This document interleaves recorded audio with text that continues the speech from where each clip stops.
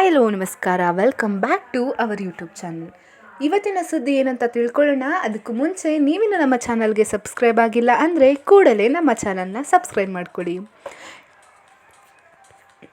Big Boss Kannada season 11ರಲ್ಲಿ 3ನೇ wild card ಸ್ಪರ್ಧಿಯಾಗಿ entry ಕೊಟ್ಟಿದ್ದ ಶೋಭಾ ಶೆಟ್ಟಿ ಈ ವಾರ ಶೋನಿಂದ ಹೊರಹೋಗಲು ನಿರ್ಧರಿಸಿದ್ದಾರೆ.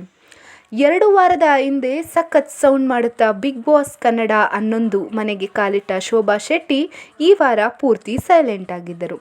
ಈ ಹಿಂದೆ ತೆಲುಗು ಬಿಗ್ ಬಾಸ್ನಲ್ಲಿ ಫಿನಾಲೆಯ ಸನಿಹಕ್ಕೆ ಕೂಡ ಹೋಗಿದ್ದರು.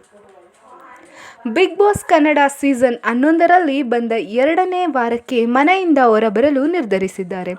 ಸುದೀಪ್, ಶೋಭಾ ಸೇಫ್ ಎನ್ನುತ್ತಿದ್ದಂತೆ ನನ್ನನ್ನು ಮನೆಗೆ ಕಳಿಸಿ, ಇಲ್ಲಿ ಇರಲು ಆಗುತ್ತಿಲ್ಲ ಎಂದು ದುಃಖಿಸಿ ಹತ್ತಿದ್ದಾರೆ. ಸುದೀಪ್ ಕೂಡ ಈ ವೇಳೆ ಶೋಭಾ ಶೆಟ್ಟಿ ಅವರನ್ನು ಸಮಾಧಾನ ಪಡಿಸಲು ಯತ್ನಿಸಿದ್ದಾರೆ. ಆದರೆ ಅವರು ಇರಲು ಒಪ್ಪದಿದ್ದಾಗ ಮೇನ್ ಡೋರ್ ಓಪನ್ ಆಗಿದೆ. ಬಿಗ್ ಬಾಸ್ ಕ್ವಿಟ್ ಮಾಡಲು ನಿರ್ಧರಿಸುವ ಶೋಭಾ ಶೆಟ್ಟಿ ಈ ಹಿಂದೆ ಕನ್ನಡದ ಅಗ್ನಿಸಾಕ್ಷಿ ಸೀರಿಯಲ್ನಲ್ಲಿ ನಟಿಸಿ ಖ್ಯಾತಿ ಪಡೆದಿದ್ದರು. ಬಳಿಕ ತೆಲುಗು ಕಿರುತೆರೆಗೆ ಕಾಲಿಟ್ಟಿದ್ದರು.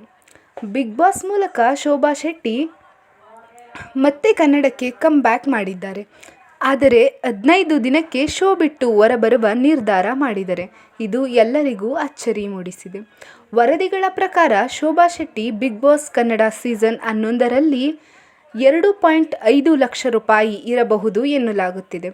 ಒಂದು ವೇಳೆ ಶೋಭಾ ಶೆಟ್ಟಿ ಇಂದು ಮನೆಯಿಂದ ಹೊರಬಂದಿದ್ದೇ ಆದಲ್ಲಿ 2 ವಾರಗಳ ಸಂಭಾವನೆ 5 ಲಕ್ಷದ ಜೊತೆಗೆ 2 ಲಕ್ಷದ ಬಹುಮಾನ ಸೇರಿ ಒಟ್ಟು 7 ಲಕ್ಷ ರೂಪಾಯಿ ಅನ್ನು ಬಿಗ್ ಬಾಸ್ನಿಂದ ಪಡೆಯಬಹುದು ಎಂದು ಹೇಳಲಾಗುತ್ತಿದೆ.